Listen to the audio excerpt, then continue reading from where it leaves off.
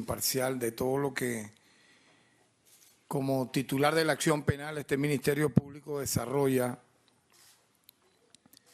Queremos contextualizar, informar sobre la reunión realizada el día de ayer con el apoderado judicial del ciudadano Edmundo González Urrutia, el doctor José Vicente Haro, quien vino a entregar una comunicación que ellos mismos ya difundieron y que es del dominio público, en donde dicho ciudadano se dirige a mi persona en mi condición de fiscal general de la República Bolivariana de Venezuela, una institución de alto prestigio y credibilidad en el país, particularmente en los sectores más vulnerables que claman justicia, que claman de su protección en sus derechos humanos, en sus garantías constitucionales, para, según dice la comunicación y expresó su apoderado judicial, voy a decir ahora entre comillas, él explica, pero al mismo tiempo se contradice, el ciudadano González Urrutia, del por qué no compareció durante 3 citaciones, ni siquiera una, a este Ministerio Público, donde yo puedo decir que el 99.99% de las personas citadas vienen acá, porque las personas que son citadas a este Ministerio Público tienen una razón. ¿Por qué puede ser citado alguien al Ministerio Público? En primer lugar, lo voy a decir de la manera más llana, coloquial, pedagógica, porque dicha persona, hombre, mujer, ciudadano, ciudadana, está sujeto a una investigación en calidad de, entre comillas, pudiera ser un presunto responsable, pudiera ser un cooperador, pudiera ser un testigo, entre otros tantos motivos. Entonces, el Ministerio Público tiene cualidad absoluta, atribuida por la Constitución y la Ley Orgánica del Ministerio Público, para citar en calidad de entrevistado, sujeto a una investigación penal, a cualquier venezolano o venezolana. Ahora, esto lo digo como preámbulo, esta carta marca un precedente, yo diría, muy negativo para el derecho venezolano, en tanto hay venezolanos, según este sector opositor extremo de la extrema derecha en el país, hay venezolanos de super primera clase, por encima de todos los demás, y el 99.9% de los venezolanos restantes son entonces venezolanos de, no sabemos ya calificar de qué clase, según este sector que se cree por encima del derecho, de la ley, de la religión, de la espiritualidad, de la existencia humana. O sea, aquí puede ser citado cualquier ciudadano y venir como en efecto ha ocurrido. Incluso yo puedo hablar de un antecedente previo.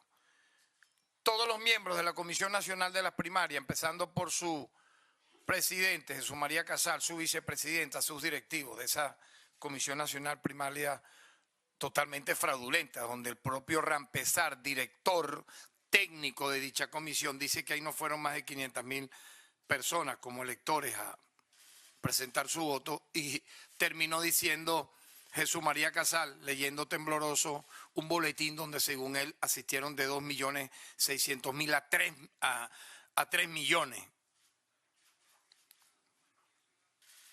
Voy a hablar de un caso referencial vinculado a este sector. Él vino, se puso a derecho, fue entrevistado, se trajo a 3 abogados, recuerdo, Jesús María Casal. La vicepresidenta se trajo a 2 abogados, igual todos los demás. Para poner, digamos, en contexto el por qué está totalmente fuera de lugar la comunicación entregada. Para justificar, para excusar y al mismo tiempo para declararse por encima de la ley, de la autoridad, del Estado, y teniendo un privilegio que no le dan nada, porque es un ciudadano normal, común, corriente. Yo recuerdo, y siempre hago esta aseveración, esta cita, siendo dirigente de comités de base de derechos humanos, siendo abogado, consultor jurídico de la Comisión Justicia y Paz de Petare, en los años 80, 90, nosotros nos dirigíamos a las autoridades de la época, a pesar de que practicaban el terrorismo de Estado, las desapariciones forzadas, las masacres brutales como Yumare, el Amparo, el Caracazo, de miles y miles de muertos, de Cantaura. Nos dirigíamos con un escrito, con una formalidad de hecho y derecho, basándonos en razones para la defensa de quienes eran centenares y miles de víctimas de esa época, incluso a las autoridades competentes, llamándolos como les corresponde, presidente de la República, ministro, jefe del DIN, de la DICI, como era en la época.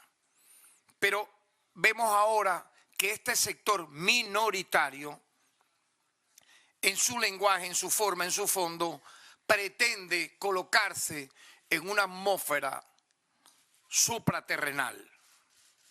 Y entonces todos los demás somos, o quieren ellos pretender vernos, a todos, me refiero a todos sin excepción, autoridades, pueblo, nación, como algo así, sus tontos útiles para pretender, en el caso de los electores que ellos engañaron, en el caso de las primarias que ellos estafaron, en el caso de cantar fraude en unas elecciones totalmente válidas que tuvo en tiempo real unos resultados a pesar del ataque que un hacker mundialmente conocido como Astra reconoció fue el autor, para ralentizar, no, para acabar, para apagar el sistema de contabilización de datos y que no hubiese hasta este momento ni siquiera un resultado electoral. Eso todo fue superado, eso todo fue mostrado, los resultados, se proclamó ante el CNE como ganador al presidente Nicolás Maduro Moro, y vean ustedes entonces cómo ellos ya tenían el plan de inmediatamente, luego de cantar fraude durante todo el año 2024. Entonces yo digo, si usted estaba cantando fraude, ¿para qué se inscribió? ¿Para qué? Si usted dice que el CNE es el poder electoral y usted se inscribe y tiene tarjetas electorales, ¿para qué, señor? Usted entonces coloca su rostro y inscribe testigos. Si usted lo está haciendo es porque usted respeta, valida ese Consejo Nacional Electoral para hacer campaña. Si fue bueno ese Consejo Nacional Electoral para permitirle hacer campaña, no podemos aceptar entonces que luego de unos resultados usted tumbe la mesa con su grupo minoritario de extrema derecha y decir entonces que hubo un fraude y a los 2 días coloquen una página. Este es el antecedente previo, y lo estoy diciendo así de memoria muy fácilmente, del por qué estamos en este momento en esta situación legal. Aparte de que dijeron que la excusa del 28 de julio de ir a las elecciones era provocar una guerra civil, un baño de sangre. Lo intentaron, no lo lograron. El Estado en un día y medio paró en seco el plan terrorista, porque yo digo algo, ellos tienen una ensoñación realmente necrofílica. Es grave esto que estoy diciendo aquí. Ellos sueñan, ellos día y noche rezan al inframundo para que en Venezuela ocurra simultáneamente una especie de levantamiento popular de todos los cerros, millones y millones de personas, combinado con un golpe de Estado.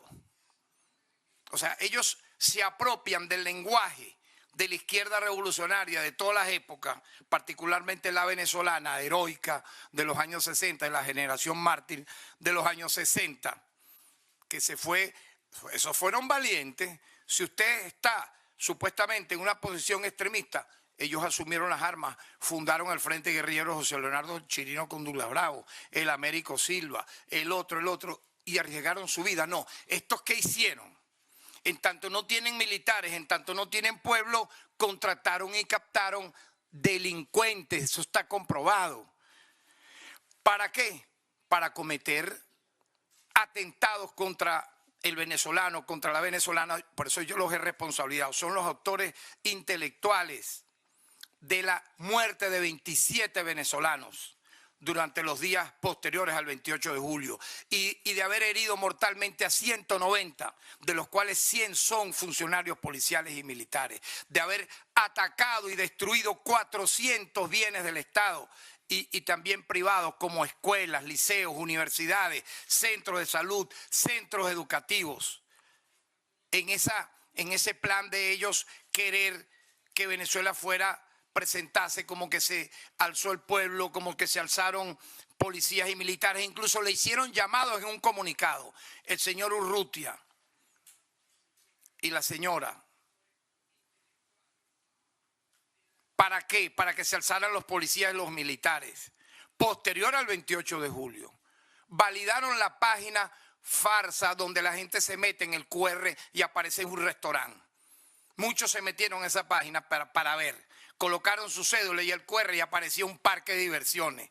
Ah, no, creyeron que eso iba a ser toda la vida una mentira, que la gente se iba a creer esa mentira. Incluso le decían, si estás en el exterior y no votaste, mete tu cédula y tu QR y saca un acta, la que fuera, y anda a protestar. O sea, es el colmo de la burla al pueblo, a la comunidad nacional e internacional. Y eso nosotros en anterior rueda de prensa lo hemos detallado yo diría, con el mínimo y más estricto y riguroso apego al derecho. En el Consejo de Estado y Consejo de Defensa de la Nación lo hicimos. Ante el cuerpo diplomático lo hicimos. Eso está claro. Ajá. Pero ¿qué ocurre luego de todo esto que estoy aquí describiendo en términos muy breves? Ocurre que quien participa, quien lo colocaron a dar la cara para inscribirse, para utilizar como excusa el 28 de julio y cabalgar en lo que ellos soñaban, una insurrección popular, una rebelión militar, que bajaran los cerros, que hubiera una guerra, un baño de sangre para justificar una intervención militar. Eso está totalmente ya estudiado, evaluado y hay pruebas suficientes de ese plan que les ha fracasado. Ellos tuvieron un momento mínimo, entre comillas, de euforia el 11, 12 y 13 de abril. Ya vimos lo que hicieron. Mataron a decenas de venezolanos. Quienes teníamos inmunidad parlamentaria, como mi persona, siendo presidente de la Comisión de Política Exterior, fui secuestrado y a punto de ser asesinado por unos 20, 30 esbirros de la DICIP del momento. El presidente Hugo Chávez estuvo a punto de ser asesinado, el primer intento de magnicidio en esta reciente época de los 25 años del proceso constituyente. Y luego escalaron, ya vimos, la guerra petrolera, el paro petrolero que causó 30.000 millones de dólares en pérdida, los intentos de magnicidio contra el presidente Nicolás Maduro desde el 4 de agosto del 2018 hasta ahora. Entonces, todo esto, como les falló de manera absoluta, la página, cantar fraude, buscar intentos de golpe, sublevaciones. El brazalete blanco fue lo más reciente, con detenidos que confesaron el plan, que nombran, que dan detalles de estos dirigentes de haber hecho todo esto. De pronto entonces, ahora nadie hizo nada. Yo no vi, yo no fui. Porque la carta es algo así. Yo reconozco su autoridad como fiscal general de la República, como Ministerio Público, cosa que tiene el valor que el pueblo en su gran mayoría lo dice. Es lo que agrega el abogado José Vicente Haro, y la carta lo que agrega es algo que ya es unánimemente aceptado. Pero dentro de la comunicación, ¿qué ocurre? Ocurre que el ciudadano González Urrutia hace justicia por mano propia, es decir, él se convierte en el sistema de justicia venezolano. Él se convierte en tribunal, en fiscal, en defensa, y dice que es inocente. Si usted es inocente, ¿por qué no vino a la primera citación, a la segunda citación, a la tercera citación? Entonces luego envía una carta diciendo que no vino porque presuntamente él no sabía por qué se le estaba investigando. Claro que usted sabía, porque estaba en la propia comunicación que se hizo pública. Por eso quiero destacar que en medio de todo lo que, como preámbulo he dicho, se dio dicha reunión el día de ayer. Quiero mostrar la foto de la reunión. La podemos ver también en pantalla. Una foto que fue conocida, que fue difundida tanto por el ciudadano José Vicente Aro como por el Ministerio Público. La carta que fue incluso firmada y recibida por nosotros en ese día, en ese momento en que tuvimos a bien conversar en presencia de el fiscal que lleva la causa, de los directores vinculados a la investigación, donde, por cierto, tengo que decir lo siguiente: hemos aperturado una investigación de carácter penal para determinar las responsabilidades de quienes han amenazado con matar al fiscal que lleva la investigación, porque tenemos la experticia de 400 mensajes entre correos electrónicos y mensajes de WhatsApp. ¿Quiénes son ellos para hacer esto? ¿Exponer a su familia al escarnio? ¿O es que no son estos delitos de odio? Esa es otra parte que es bueno mencionar, porque han escalado todo esto para lanzar toda una catarata de amenazas, y aquí nadie se rinde, aquí nadie tiene miedo. Yo quiero decirlo de una buena vez, y ya ellos saben que es así, pero igual, amenazando a gente humilde, a gente que son, por ejemplo, de bases comunales, de la VC, por haber hecho su trabajo. Vea que mataron a 2 lideresas populares vinculadas al PSV, vinculadas al partido de gobierno, vinculadas al chavismo. Las mataron, acuchilladas, a palazos, a tiros, aparte de los 25 restantes que fuimos mencionando paso a paso. Ahora bien, nosotros aquí hemos recibido, como dije, y tenemos una cifra récord, a más de 1.600.000 personas desde agosto del año 2017 a la fecha, tanto en lugares como plazas donde el Ministerio Público va a tu comunidad o el Ministerio Público atiende tu denuncia a la parroquia, como en despachos fiscales. Bajo ese esquema fue atendido el apoderado del ciudadano Mundo González Urrutia. Un punto ya entrando en materia sobre la carta que debo destacar. El Mundo González Urrutia reconoce la institucionalidad venezolana, reconoce al Ministerio Público, cosa que tiene un valor para la democracia, porque efectivamente si él representó como abanderado electoral a la más extrema derecha, incluso él alardea de que fue diplomático. Bueno, un diplomático lo mínimo es respetar el Estado de Derecho, ponerse a derecho si está requerido, presentar sus alegatos en función de una investigación en curso que se hizo pública y notoria en base a la colocación de una página que usurpa funciones, en base a una carta donde él se define presidente electo. No lo volvió a hacer, porque él sabe que él no ganó ninguna elección. Vean que aquí la carta, por favor, yo quiero que la enfoquen acá, está firmada por él y por su cédula, ¿no? No como algunos en un delirio de demencia, no, que por qué tiene que presidente electo, no, pero si él mismo sabe que no ganó nada, y él coloca su nombre y su apellido, pero previamente lo obligaron, lo forzaron, según la información que manejamos. Sin su permiso le colocaron presidente electo. No, señor, usted no, eso también es un delito. Entonces, imagínense que cualquiera de ustedes agarre y diga y usurpe una función y firme, supóngase que es el magistrado de la sala penal, de la sala electoral, o se coloque alguna de las periodistas presentes o camarógrafo, agarre, manden una carta y digan que son los presidentes de la cadena de noticias tal o cual, cuando lo que son es un periodista o un reportero.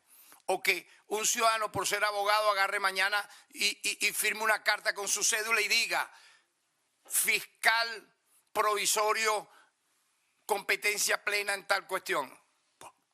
Eso es un delito y eso tiene que investigarse. ¿Por qué? ¿Por qué retar al Estado? ¿Por qué no compareció, por ejemplo, ante la citación que le hace la sala electoral? ¿Por qué? Si fueron todos los candidatos sin excepción, incluyendo el presidente reelecto. Y él incluso avisó 2 veces que iba. Entonces, al final, esta persona está sujeta a presiones totalmente inequívocas, sin duda, al margen de la ley. Lo presionan, lo obligan, le escriben una carta que él no hace, lo colocan a hablar con un teleprompter. ¿Para qué? Para todo lo que dije anteriormente, buscar que en Venezuela se genere, y no se va a lograr, no lo van a lograr, un caos, una tensión, una violencia, una situación sobrevenida. Y por ello yo tengo que destacar entonces que al reconocer la institucionalidad venezolana, el ciudadano Edmundo González Urrutia reafirma la convicción existente en el país de que el Ministerio Público trabaja de manera positiva en beneficio de la justicia y la paz. Pero el recuento que ya conocimos tiene algunos datos que es bueno destacarlos. Por ejemplo, cuando se dan los resultados en los 2 tiempos, el ciudadano presidente reelecto Nicolás Maduro aparece como ganador con el 52% de los votos. ¿Qué hizo el señor Edmundo González Urrutia? Porque ellos dicen: no, yo no sé, yo no supe. ¿Qué pasó aquí? ¿Por qué me citan? Desconoció esos resultados.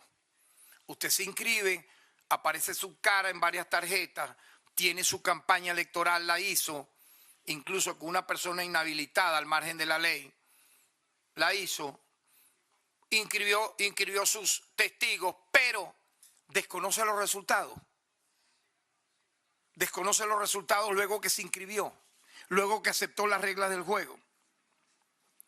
Otro detalle, el grueso de la violencia, que fue entre el 28 y el 30 de julio, todos esos fallecidos ocurrieron, el 90% de esas muertes ocurrieron entre esos 2 días. Nada más y nada menos que 25 fallecidos, las 2 mujeres héroes que fueron asesinadas por odio, por ser vinculadas a grupos comunales del partido de gobierno, vinculadas al sector chavista, mueren días después. Pero ¿se debió a qué? Se debió a ese desconocimiento de los resultados electorales. Eso fue vamos a decir, lo que ellos dijeron: vamos a disparar un detonante que estalle e incendie el país. Si ellos no cantan fraude y desconocen los resultados, no ocurre esto que estoy aquí mencionando, que fue terrible. Incluso, como no tuvieron pueblo, está comprobado que buscaron jedos como el de Yuleisi y el Tren del Llano. ¿O es que ustedes no vieron, periodistas presentes, nacionales e internacionales, ustedes no vieron a un vocero del Tren del Llano con un fusil encapuchado, con 7 malandros cobardes al lado de él, decir que sí, en las protestas que salía de este sector extremista, la policía buscaba contener esos actos violentos, ellos iban a actuar? Ellos lo dijeron, a defender a Edmundo González Urrutia. O sea, esto es algo jamás visto. El Tren del Llano, eso está en videos que se han reproducido en todos lados. Incluso fueron a una escuela en Guárico y la desmantelaron como acción violenta. Pero todo esto se evitó en los tiempos que ya conocemos. Yo quiero destacar, producto de ese desconocimiento de los resultados, se dio en ese contexto nada más y nada menos que la muerte, dentro de los 27 que mencioné, a 2 funcionarios de la Guardia Nacional Bolivariana, uno ocurrido en Aragua y otro en Nueva Esparta. Hirieron a 195 personas, de los cuales 97 funcionarios del Estado, 98 fueron, aparte de los anteriormente dichos, civiles. Es decir, entre agentes del Estado, entre funcionarios encargados de cumplir la ley, 100 heridos de muerte. Como ya dije, contabilizamos 500 ataques entre sedes educativas, de salud, universidades, liceos, sedes del CNE, alcaldías, etcétera. ¿Producto de qué, señor González Urrutia? De usted haber desconocido los resultados. Y hay un detalle que quiero que por favor lo anoten con precisión los amigos de la prensa. ¿Cómo es eso que ahora están abogando por adolescentes, la mayoría de los detenidos de 16 y 17 años, pero por participar lamentablemente, lo tengo que decir con mucho dolor, en actos violentos que están filmados, que han confesado que incluso le pagaron de 20 a 40 dólares? Ninguna ONG tuvo que ver en las solicitudes de libertad, ninguna. Ellas son ONG mercenarias, y aquí yo lo digo. ONG mercenarias que están a la casa de familiares que tienen detenidos en los tribunales, los van cazando, ya los tienen precisados cuando ocurren hechos como estos, y van incluso a la afuera de las cárceles para entregarles, porque tenemos las pruebas, un modelo, un formato donde los obligan a que ellos sean esos abogados de esas ONG mercenarias que reciben dinero de la USAID y de la NET, sus defensas. Explíquenme quién solicita ante la autoridad competente las libertades de alguien en tiempo, modo y lugar. El Ministerio Público, ninguna ONG. Quienes salieron fueron por una consecuencia de una revisión de medida del Estado venezolano. Ahora, que luego esa ONG vaya y le cobre a USAID y a la NET, ya eso se sabe y se ha denunciado. Pero yo me hago la siguiente pregunta en torno a este tema. La gran mayoría, aparte de los que tienen 16 y 17 años de edad, que nos afirmaron en las entrevistas que les dieron de 20 a 30 dólares para utilizar motos, para lanzar bombas, para quemar lugares, a los que se les revisaron la medida. Yo lo dije al principio, ahí están las alocuciones mías. Para eso está el debido proceso y ya está un Ministerio Público garantista. Quien no tenga cualidad o vinculación directa a un hecho punible podrá ser objeto de una revisión de medida, de un sobreseimiento, pero el que no tendrá que ser, obviamente, no solo imputado, sino luego acusado e ir a fase de juicio. Entonces, esto un poco aclarando todo, pero la gran pregunta es, cuando nosotros interrogamos a los jóvenes, a la gran mayoría, vean esta cifra, 70% de los detenidos, si usted votó, si usted ejerció el voto, te dicen que no votaron. Y muchos de ellos dicen algo peor, no están inscritos. Entonces, en su mente, pensemos lo siguiente, vean la maldad, el maleficio, lo repudiable, lo depravado de esta gente. Captan a jóvenes que ni siquiera ejercieron el voto y no están inscritos para supuestamente protestar por unos resultados electorales que ni siquiera les duele porque no votaron. Si usted no votó, si usted no está inscrito, si usted ni siquiera le interesó el comicio electoral, ¿cómo es eso que va a ir a supuestamente manifestar? No, usted no manifestó, lamentablemente lo captaron, lo compraron, le dieron 20, 40 dólares, le dieron droga, captagón particularmente, para cometer actos violentos. Eso da dolor. Esta gente no tiene escrúpulos.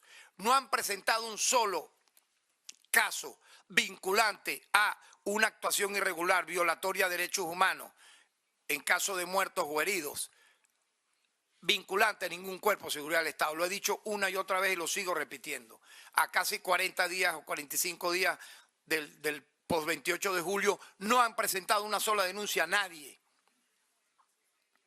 ¿Por qué? Porque no la hay. Y si la hubiera, ¿qué hemos hecho en anteriores casos? Procesamos a quien ha cometido el hecho punible, lo presentamos ante la ley. ¿O es que acaso no se conocen las cifras de funcionarios que lamentablemente han violado derechos humanos en Venezuela, que obviamente son cifras de las menores en el hemisferio occidental y están a derecho? Por Dios. Pero entonces lo peor es lo siguiente. utilizan la narrativa que ha utilizado los verdaderos defensores de los derechos humanos del mundo en relación, por ejemplo, a Gaza. Ustedes saben cuántos niños, bebés recién nacidos, mujeres embarazadas han matado en Gaza. De las 40.000 asesinadas, la gran mayoría son bebés recién nacidos, niños menores de edad y mujeres embarazadas o mujeres. De eso no hablan. Yo quiero ver que se contabilice en las cadenas de grandes medios cuántos reportajes han hecho en Gaza para hablar de los menores, de los niños masacrados y que están presos en lugares de reclusión sin que los vean familiares algunos allá en Palestina y luego llevados a Israel. Yo quiero que aquí me lo digan los que están aquí de los medios de prensa internacional. ¿Cuántos reportajes han hecho en tiempo, modo y lugar con cifras de los menores asesinados, matados, apresados en Palestina por el Estado sionista de Israel? Ni un reportaje, ni un reportaje. ¿Cuántos han hecho de los migrantes de 4, 5, 3, 6 años que se paran en Estados Unidos de sus padres en la frontera de México y no los ven más nunca los niñitos? ¿Cuántos reportajes han hecho en estos últimos tiempos sobre ese tema? Ninguno.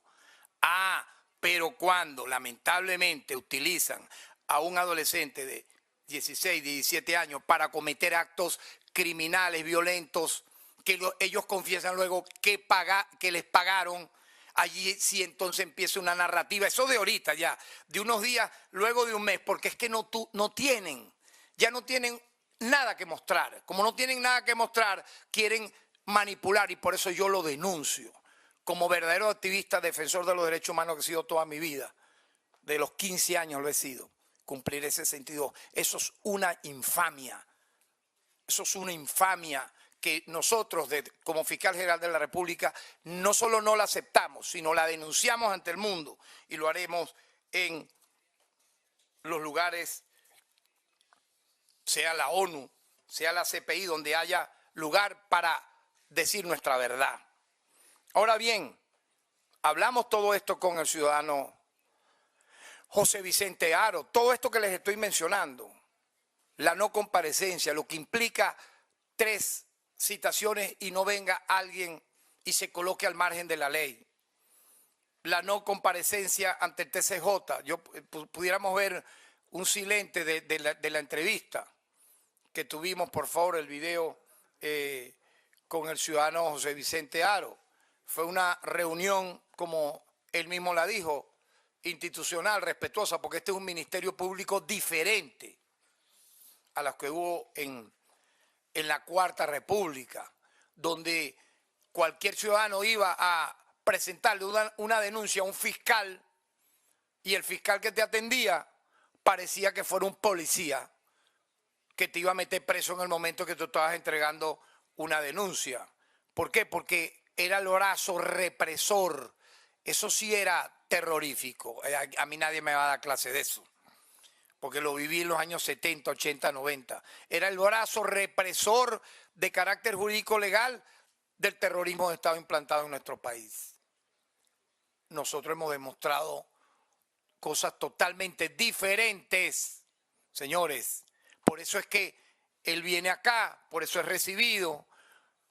Como él, dije, 1.600.000 personas en los últimos 7 años. Pero nosotros explicamos, aquí hubo un contencioso electoral que interpuso el presidente Nicolás Maduro el 31 de julio ante el Tribunal Supremo de Justicia, para que fueran certificados los resultados de las elecciones presidenciales emitidas por el Consejo Nacional Electoral, motivo por el cual la Sala Electoral abrió un proceso de peritaje de los resultados y la revisión de cualquier denuncia de irregularidades. Ese era el momento. El que no la debe no la teme. ¿Por qué no compareció? ¿Por qué no mostró las actas? Ahí yo entrevisté a varios de los representantes de los partidos. Allí Manuel Rosales, que no diga que no, eso está grabado. Cartaya, el propio José Vicente Haro, que fue con otros representantes de partido, dijeron que no tenían las actas. Entonces, ¿De qué entonces usted habla? Las actas de esa chimba donde usted metía el QR en la página esa resultados.com y cuando metía la QR le salió un restaurante, le salió un parque de diversiones. Cuando metía la cédula aparecían votando muertos. No, ya eso no se lo cree. Ellos mismos no se lo creen. Pero todo esto tiene que ver con el por qué ha sido citado Edmundo González Urrutia. No apareció en ese contencioso electoral. Pero hay un link que se llama, al cual he hecho referencia, que fue difundido por el ciudadano Edmundo González Urrutia. Él lo difundió, él validó, por eso es que ha sido citado, él validó esa página web farsante y falsa, totalmente al margen de la legalidad. Nosotros entonces, el 7 de agosto, en base a que él difundió esa página web fraudulenta, dando unos resultados que no se le creyó. Mire, yo recuerdo haber sido entrevistado numerosas veces por un periodista de origen mexicano que se llama Fernando Rincón. En el momento que estábamos en la sala situacional, aquí viendo todo lo que estaba pasando, que se emitieron los resultados, sale el señor Urrutia tembloroso y la señora que lo vive regañando y cacheteando y manoteando, diciendo que sacaron 72% de los votos. Fernando Rincón dijo, oye, pero así tampoco.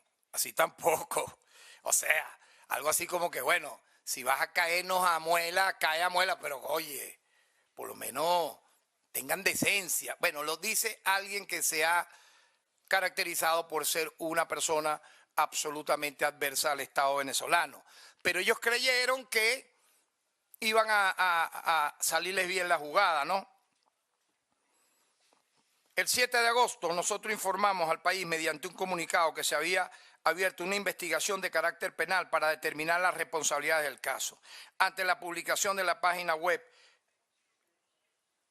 3resultados.com, que por cierto ellos mismos después la desvanecieron, porque la gente se metía y decían, bueno, si tú estás en Washington, si tú estás en California, si tú estás en San Francisco, si tú estás en Etiopía, si estás en Finlandia, no votaste, no importa, métete en la página, pon tu cédula y saca tu acta y sal a la calle. Pero es el colmo.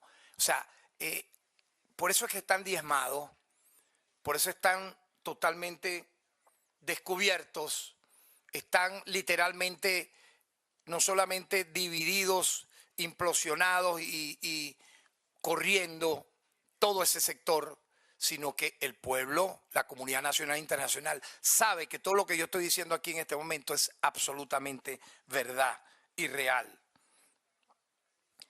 Nosotros informamos mediante ese comunicado que abrimos una investigación, con lo cual, porque se pretendía usurpar ilegalmente la función del Consejo Nacional Electoral, causando la difusión de esta falsa información, zozobra en la población.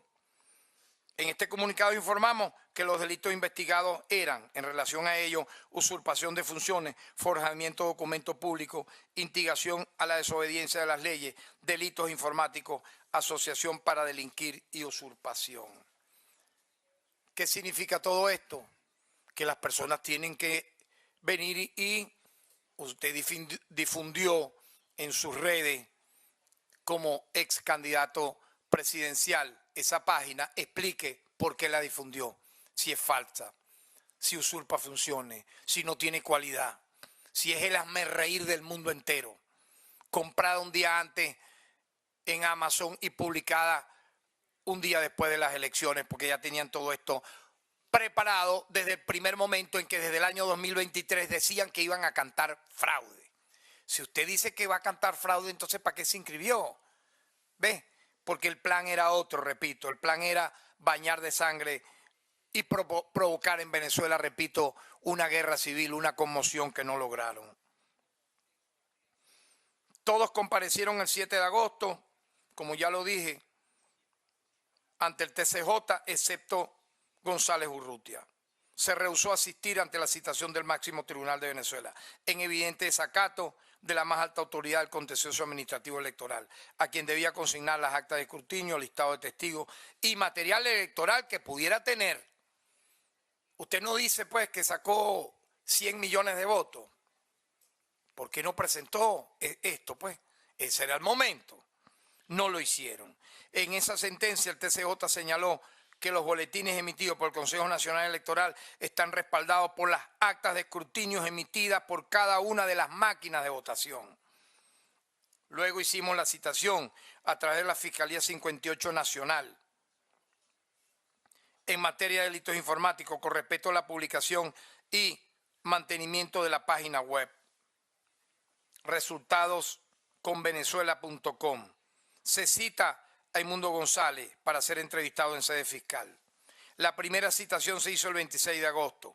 Dada su incomparecencia a esta primera citación, fue citado nuevamente para el día siguiente, 27 de agosto, citación que también incumplió. Una tercera citación fue realizada para el viernes 30 de agosto, la cual también fue desobedecida, razón por la cual el Ministerio Público procedió a solicitar, obviamente, su aprehensión conforme a los artículos 236, 237 y 238 del Código Orgánico Procesal Penal. ¿Qué inmunidad puede tener él y no lo tiene el 99.9% de los ciudadanos que al ser citado no comparece? Si al ser citado no comparece, entonces tiene usted que ser requerido por la justicia para que comparezca.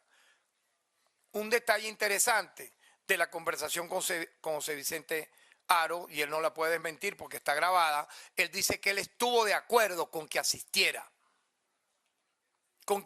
a la citación, porque, bueno, aquí hay un sistema garantista, y si usted se supone es una persona hábil para haber sido candidato y luego pierde las elecciones y usted luego está sujeto a una investigación, lo lógico es que se presente. José Vicente Haro confirmó en esta reunión que él asesoró a su cliente para que viniera al Ministerio Público, pero él dice que personas ajenas al equipo jurídico impidieron, no le permitieron, lo presionaron para que no viniera. Oye, qué desagradable escuchar en carne propia algo que ya se sabe. O sea, ¿por qué usted hace eso? ¿Quién es usted? ¿O quiénes son ustedes para que una persona impedirle incluso su autonomía de querer venir? No, no vayas. Igualmente me confesó, me dijo que él quería ir al contencioso electoral. Él quería ir al TCJ, pero otras personas extremistas que lo han utilizado a mansalva le dijeron que no fuera. Entonces, si estamos hablando de lo que fue la reunión, estos son detalles realmente reveladores. Ahora, esto a veces da pena, ¿no? Cómo uno tiene en su condición de fiscal general de la República que darle una clase de Derecho Penal 1 a personas que se autoproclaman juristas, profesores constitucionales, que han hecho esto y lo otro, carrera, pero están sabaneando en las afueras de un juzgado o de una estación de policía o de una cárcel, un cliente de manera desesperada para supuestamente salir en su defensa, ¿no? Entonces, dicen una y otra vez, es como algo realmente, yo lo dije, el ignorante, porque no ha estudiado está bien, pero el ignorante es supino. El que es un ígnaro porque habiendo estudiado, al final es un ignorante, tiene una cualidad doble en su personalidad negativa. ¿Ven? Porque, vean ustedes, el Ministerio Público tiene cualidad, igual el Fiscal General de la República, me incluyo, porque las competencias son dentro de la Constitución y en la Ley Orgánica del Ministerio Público. Iniciar una investigación y en base a ella entrevistar a las personas que nosotros consideremos pueden ser sujetos de dicha investigación para que aporten información en calidad, repito, de indiciado, de testigos referenciales, de lo que fuese. Entonces hay que explicar esto una y otra vez porque no es que no sé por qué me citaron, Es que no sé, el Ministerio Público no tiene esa cualidad. El Ministerio Público está precalificando. Señor, si usted libra una orden de aprehensión, usted tiene que explicar en un escrito, en este caso fue de casi 100 páginas, el por qué la está librando. Y tiene que colocar los delitos. No, el Ministerio Público ahora está acusando y eso nada más le corresponde a un tribunal, Dios mío. Pero señor, ¿dónde ustedes se graduaron? ¿En dónde? ¿En cuál escuela prematernal estudiaron derecho? ¿Ve? Para decir tamañas barbaridades una y otra vez y presentarse con una corbata y un flu y como si son los más letrados cuando no lo son, porque no han ejercido el derecho, ¿vale? Eso está metido en una biblioteca y tirarse una foto con 100 libros atrás, pero no han pateado tribunal, no han pateado estación de policía, no han defendido víctimas, no saben nada de eso, no saben lo que es la lógica jurídica, no aplican nada de lo que es la experiencia, la experticia, no. Entonces van a venir a darle clase al Ministerio Público, que tiene el más alto nivel de credibilidad en este país, de prestigio, por ser particularmente un equipo técnico de alto nivel. No puede ser. Entonces, nosotros hicimos las citaciones en base a qué, en cumplimiento del artículo 285, numeral 4 de la Constitución de la República Bolivariana de Venezuela, para ordenar las diligencias pertinentes y necesarias en el cumplimiento del artículo 111, ordinal 1 del Código Orgánico Procesal Penal. ¿Por qué? Porque luego de recibir una denuncia o conocer de un hecho punible, de forma obligatoria debemos evaluar circunstancia, modo, tiempo, lugar de cómo ocurrieron esos hechos.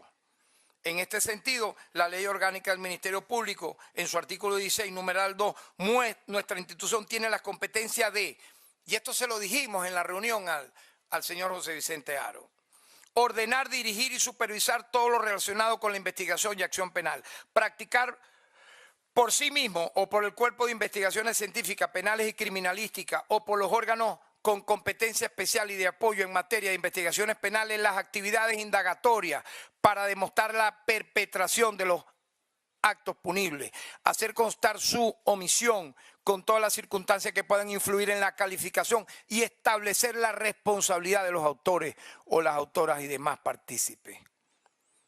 Obviamente, entre las actividades indagatorias que puede realizar el Ministerio Público está la práctica de entrevistas a personas que estén vinculadas a un proceso, a un presunto hecho punible. Ya lo he repetido varias veces durante esta locución, de tal manera que las citaciones realizadas al señor González Urrutia para ser entrevistado están perfectamente ajustadas a derecho y son necesarias para proseguir la investigación. Al negarse a acudir, el señor González Urrutia está, como dijimos antes, obstaculizando la investigación, porque lo están forzando.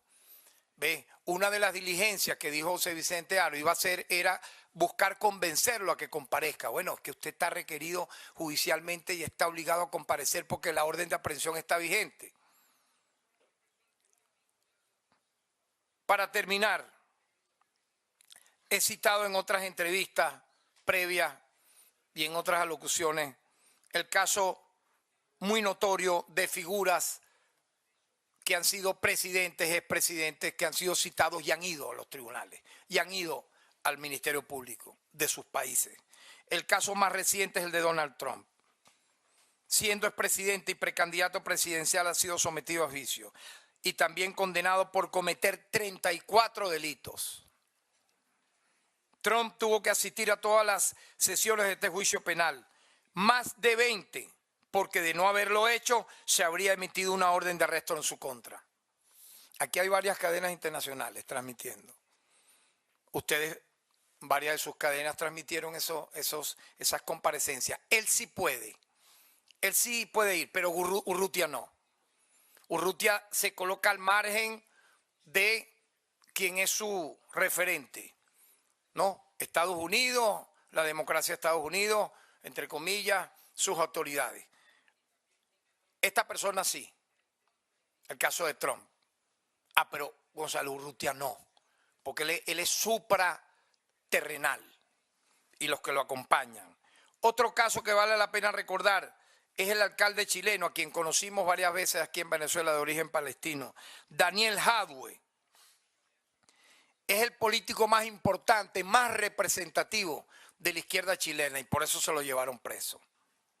A Jadwe se le dictó prisión preventiva a petición del Ministerio Público de Chile, tras imputarle 5 delitos en su calidad de presidente de la Asociación Chilena de Municipalidades con Farmacias Populares, es decir, por darle a su pueblo medicinas en farmacias populares y por ser, en el fondo, una amenaza al neopinochetista de Boric, porque Boric es un hijo de Pinochet, no representa a la izquierda en ningún lugar del planeta, sino es un agente de la CIA, y yo así lo he denunciado, que lo utilizan para, de vez en cuando, tartamudear él leyendo unas palabras contra Venezuela, ¿no? Lo manda en razón de que le ordenan desde el exterior, el imperio, detener a Jadwe, y Jadwe asistió y se sometió a este juicio para hablar de un caso que mucha gente no presenta y no conoce, ¿no? Hace poco un juzgado revocó esa prisión preventiva y la sustituyó por una detención domiciliaria. Todo ello en base a lo que ha presentado Jadwe en su defensa. Luis Ignacio Lula da Silva, siendo presidente y precandidato presidencial, al igual que Trump, fue citado, enjuiciado y condenado en Brasil. Así se impidió su participación como candidato a la presidencia. El expresidente Nicolás Sarkozy fue enjuiciado y condenado 2 veces por financiamiento ilegal y por corrupción y tráfico de influencia. Es decir, yo pudiera aquí durar un día entero mostrando ejemplos de personas que, siendo citadas por un ministerio público, por una fiscalía, por un tribunal, han asistido. Entonces, obviamente, debo ya terminar y decir que la comunicación, como indiqué antes, reconoce las instituciones del país, al menos nominalmente, pero si la reconoce nominalmente, hágalo también aparte de derecho, de hecho, preséntese ante este Ministerio Público, porque la carta, quien se la redactó, le hizo un daño a usted. Se convierte en un agravante en su situación legal, ya que en ella, como ya lo dije, se declara como juez y hace justicia por mano propia y finalmente dictamina que es inocente. Es algo increíble, ¿no? Y lo más grave, él dice que va a seguir en desacato. Bueno, José Vicente Aro dijo que iba a hacer las debidas diligencias para convencerlo a que compareciera. Vamos a ver si esta vez, señor Aro, a usted le hacen caso. En este sentido, tal como se lo hicimos saber, el Ministerio Público ratifica la citación con la orden de aprehensión en curso al señor González Urrutia para ser entrevistado y ratifica que se encuentra solicitado y se debe presentar y poner a derecho, tal como corresponde en el marco de la Constitución y la ley. Creo que hemos sido suficientemente claros en todo lo que fue esta reunión, en cómo ocurrió, en contexto en que se dio, los antecedentes previos a por qué se dan las citaciones, lo que ocurrió antes y después del 28 de julio, donde, por cierto, ya no hablan de las personas humildes que ellos asesinaron. Esa extrema derecha literalmente se responsabilizó en mandar a matar. Ve que no los mencionan. ¿Saben por qué? Porque la verdad siempre sale a flote. Igual como con las personas detenidas, ya no las pueden mencionar. Porque las personas detenidas en las entrevistas están develando, delatando, señores, oigan, delatando quiénes los mandaron, quiénes los financiaron. Mire, hay un caso, y así termino para darle la oportunidad a un corresponsal extranjero, creo que va a hablar. Mire, hay un caso bochornoso en el estado de Anzoátegui, en Puerto La Cruz.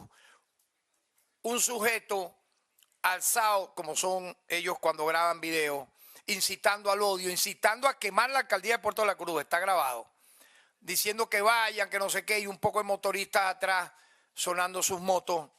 Y ustedes vieron lo que pasó ahí en la alcaldía de Puerto La Cruz. Fue una de las que más fueron a asediar en el país, en el estado de Anzoátegui. Esta persona fue detenida por el 6CPC por haber hecho exposición pública, instigación al odio y a la quema de instituciones públicas. Recuerden que una fiscal que por no querer imputarlo, yo lo voy a recordar, porque la gente, ¿por qué hicieron eso? No quería imputarlo, no, que no hay elementos de convicción, pero los elementos están en el video, donde él manda a quemar la alcaldía. Y a otros 2 cómplices fue detenida, procesada y privada de libertad, por esa razón que estoy mencionando. Ahora, ustedes saben lo que ocurrió, que estando detenido en la estación del 6CPC en Puerto La Cruz, fueron 3 motoristas jóvenes, 2 de ellos menores de edad y uno de 21 años. ¿Ustedes saben a qué? No a pedir la libertad del señor financista que salió en el video, sino a pedir que le pague los $20 que le ofreció y que no se los pagó. Porque él agarró y dijo, aquí tengo $100, búscame tú, Pedro, a 4 más. Entonces serían 5, $20 a cada uno para que lleguen y asedien la alcaldía de Puerto La Cruz y suenen sus motos. O sea, él, en este caso de estos jóvenes era que hicieran ruido y pasaran donde estaban quemando, ¿no?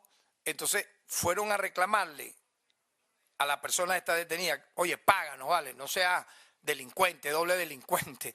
O sea, aparte que incitaste a quemar una alcaldía, le ofreciste $20 a estos muchachos y luego no se los pagaste. O sea, fíjense, es algo como pareciera una cosa surrealista, ¿no?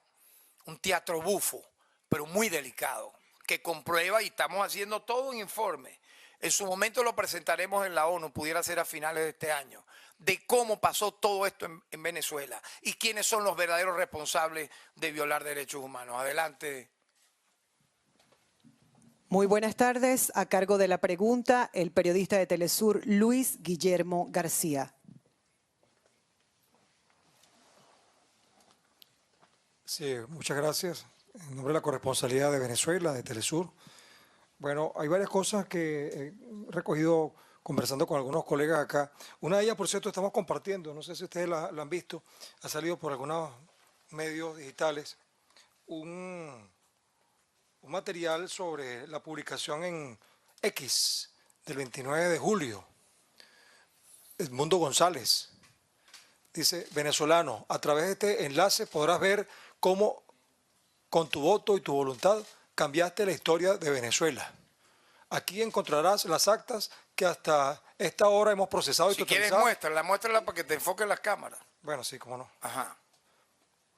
Me llama la atención.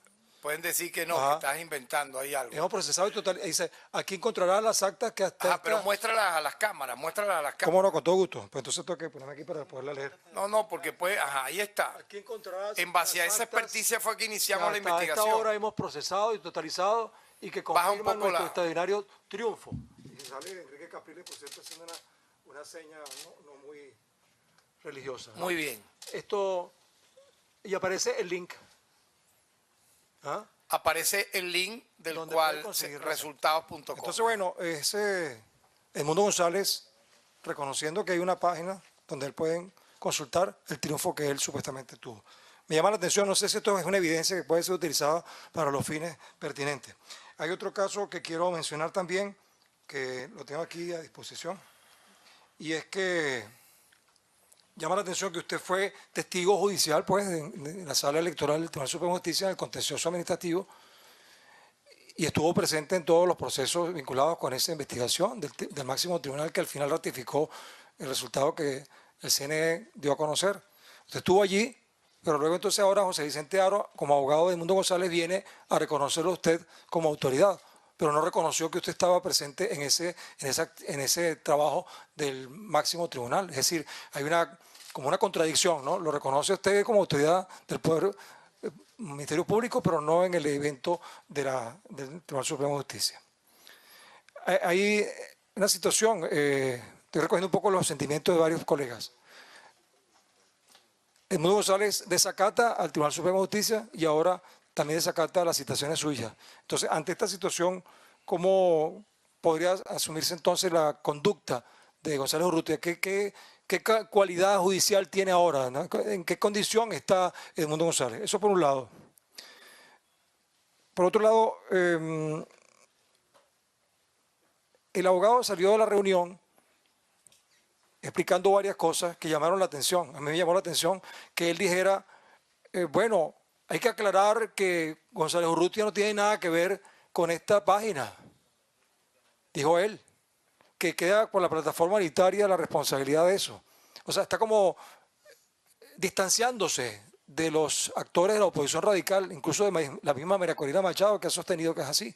Entonces, ¿cuál es la situación realmente en este contexto fiscal?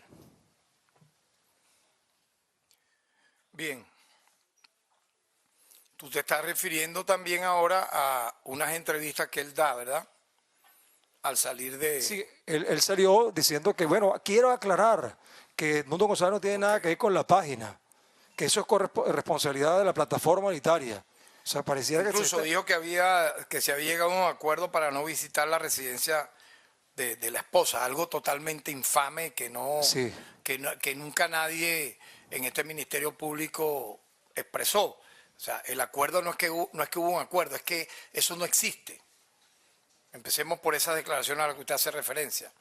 No existe que el Ministerio Público, en tanto titular de la acción penal, vaya a visitar el domicilio de la señora esposa de González Urrutia, en tanto quien está procesado, quien está investigado, quien está sujeto a la solicitud de orden de aprehensión es él, no ella. Así que no utilicen, ¿verdad?, chivos expiatorios para querer escalar en una situación que no les luce. Pero ellos son capaces de todo. Y tú me hablas de esa entrevista y yo te aclaro que nunca este Ministerio Público ha tenido como situación objetiva, de hecho o de derecho, estar investigando a la señora esposa de Edmundo González Urrutia. Ellos tal vez están buscando algo nefasto con ellos, pero no lo logran, porque este es un Estado de Derecho que respeta las garantías constitucionales, que respeta los derechos humanos, no lo que ellos han realizado, incluso sin estar en el poder. Veamos lo que hicieron en el 11, 12 y 13 de abril. Mataron a decenas de personas, promovieron los peores crímenes de odio, quisieron ocasionar una guerra civil y propulsaron un golpe petrolero que le causó pérdidas a la nación por más de 30.000 millones de dólares. Para no hablar de las 1.000 sanciones de las cuales está sujeta Venezuela, que ha ocasionado violaciones masivas a los derechos humanos, que culpa de dichas sanciones han muerto muchas personas en hospitales, muchas personas no han podido cómo tener un salario justo, cómo poder tener su acceso a la economía, pero ellos lo utilizaron en esa burda campaña diciendo que habían un éxodo de migrantes. Por eso es importante su pregunta, porque me permite hablar de la guerra híbrida otra vez. ¿Cuál es parte de la guerra híbrida? Utilizar el lawfare, es decir, las vías judiciales para lograr por lo que no has logrado por la vía de un golpe de Estado, o sea, un golpe institucional. Han buscado lavados de cerebro a través de redes, crímenes de odio, generar división en el país, y con las sanciones, porque eso está estudiado dentro de los manuales de la guerra híbrida, a más sanciones, ¿qué ocurre? Ellos buscan que haya éxodo de migrantes. ¿Para qué? Para provocar un caos en el país y para generar implosión y tener entonces la excusa para la toma del poder por la vía violenta. Cuando usted ve a un migrante fuera, piense en esas sanciones. ¿Por qué en la era previa a esas sanciones aquí no se dieron éxodo masivo de migrantes venezolanos? ¿Ustedes recuerdan del año 1999 al año 2015, cuando Obama lanza aquel decreto colocando a Venezuela como un país que supuestamente era una amenaza para los Estados Unidos, que fue la puerta de entrada para las sanciones que alebresta, que lleva a la máxima, yo diría, exposición Donald Trump? ¿Ustedes habían visto eso? No, claro que no. ¿Cuándo lo vieron? Cuando comenzó la política de sanciones, de cerco económico contra Venezuela. Cada vez que ocurra un tema que les hablen de esto, quienes han dividido a la familia fueron ellos, a través de promover sanciones globales, de todo tipo contra nuestro país. Por lo tanto, lo que han dicho en esa posterior a la reunión no tiene ningún tipo de basamento real, en tanto esto es lo que estoy aquí narrando en términos jurídicos. Usted me pregunta por su situación ha sido de contumacia. Él está en una situación contumaz. ¿Por qué? Porque se le cita una y otra vez y no viene. Entonces, la orden de aprehensión está vigente. José Vicente Aro dice que iba a hablar con él, porque él dice que terceriza su conversación a través de varias escalas. Entonces, es como un apoderado judicial virtual, ¿será? Yo nunca había visto eso, ¿no? Pero bueno, él dice que va a hacer llegar el mensaje. Que González Urrutia reconozca a Tarek William Saá como fiscal general de la República. Bueno, es un hecho real, público, notorio, comunicacional, ellos han divulgado la carta. Pero si usted reconoce este Ministerio Público como institución del Estado, titular de la acción penal, garante del Estado de Derecho, debe asistir, debe comparecer, debe presentar sus alegatos, debe, en base a la investigación en curso, a las preguntas que ya están desarrolladas, responderlas. Es lo que toca, según lo que usted me está preguntando. Y ya lo de la página que usted mostró, obviamente, a partir de ahí fue que se inicia la investigación, en tanto él la avaló sin que haya un soporte. Ahora, ¿qué es interesante también? Y eso lo tienen que reseñar los medios, que él en la carta dice que él no tiene nada que ver con esa página. Porque sabe que la página es chimba. Porque sabe que esa página, usted se mete en el QR y aparece comiendo en... ¿Dónde? Para ver, en Notre Dame, en Ámsterdam. ¿Cómo es eso? En Tokio. Ese es el QR de votación, chicos, de una página seria, por Dios. O votando cuando ponen la cédula personas fallecidas. Entonces ahora, como ya se ha develado esto, dicen, no, yo no tengo nada que ver con esa página. Esa página, ahí sí lo dijo José Vicente Aro varias veces, él no tiene nada que ver con esa página, esos fueron otros. Pero entonces, ¿por qué la difundió? ¿Por qué la publicó? Por eso que ellos dicen, no, ya ahora ya no hay que hablar más de las actas. ¿No se han dado cuenta de eso?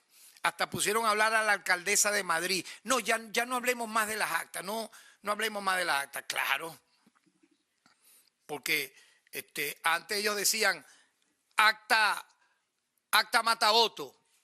¿Se acuerdan? O sea, es siempre mutar en la trampa, ¿no?